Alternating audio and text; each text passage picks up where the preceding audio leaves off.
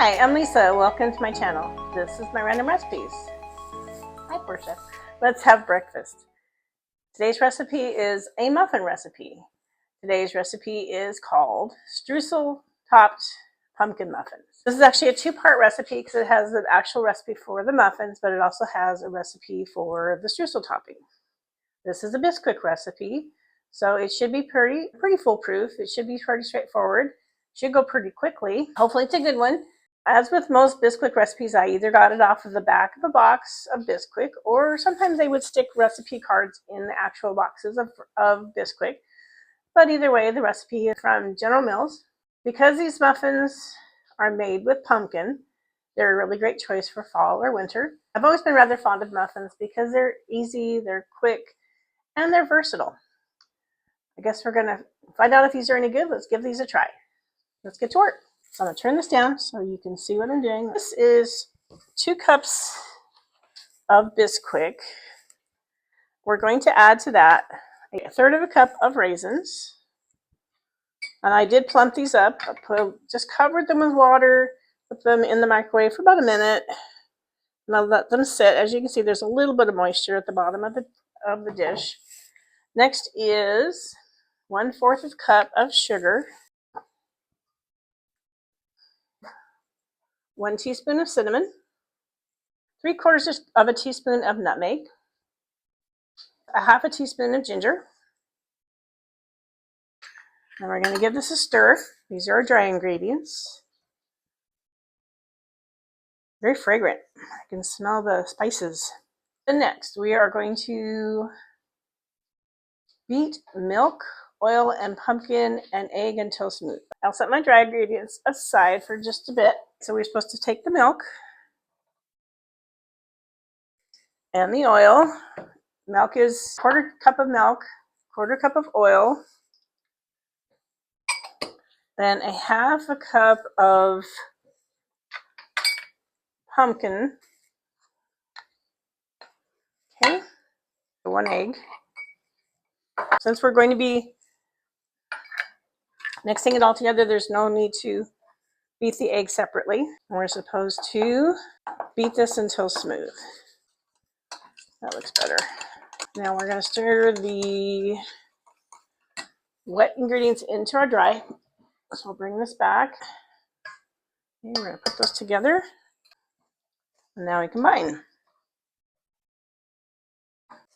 Just to beat vigorously. Well, it's coming together. It's kind of stiff. Okay. I think we're just about there. Okay, let me grab our streusel topping. So this is 1/3 of a cup of Bisquick. You want 3 tablespoons of brown sugar. This is 2 tablespoons of nuts of our choice. I happen to be using pecans. In they go. 1 teaspoon of cinnamon. And this is a tablespoon of butter. And we're just going to cut the butter in until crumbly. And yes, I'm going in with my hands. I think that looks pretty good. So that's our streusel. Let's bring in our muffin tin. And we're going to fill the muffin tins 3/4 of the way full.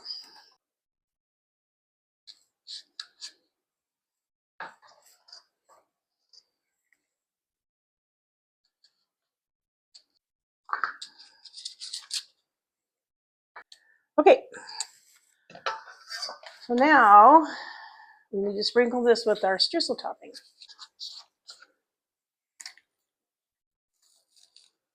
We've got quite a bit of streusel. We're going to have very streusel-y muffins. Okay, I guess that's about as even as I can get them. So these are going to go in the oven. They're going to go to a 400-degree oven. They're going to bake for 15 to 20 minutes. I'll check them partway through, maybe give them a turn, and I'll be back when they're done. I'm back. At 15 minutes, I checked the muffins, and they weren't quite done, so I gave them a 1/2 turn and put them for another 5 minutes, and I checked them at 20 minutes, so they were good then. Took them out, and I let them cool for 10 minutes before I took them out of the pan. So here we are.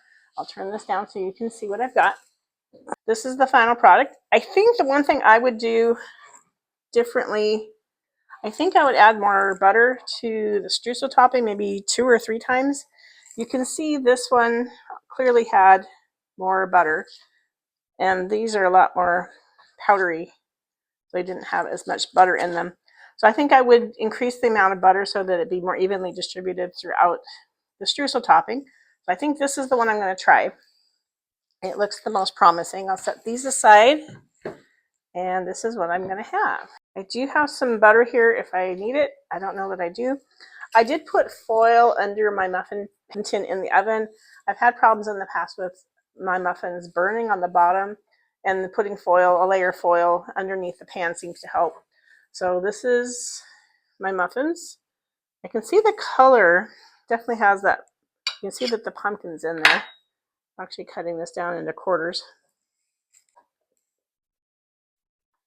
It's a little dry. Let's try it with some butter. They're kind of crumbly.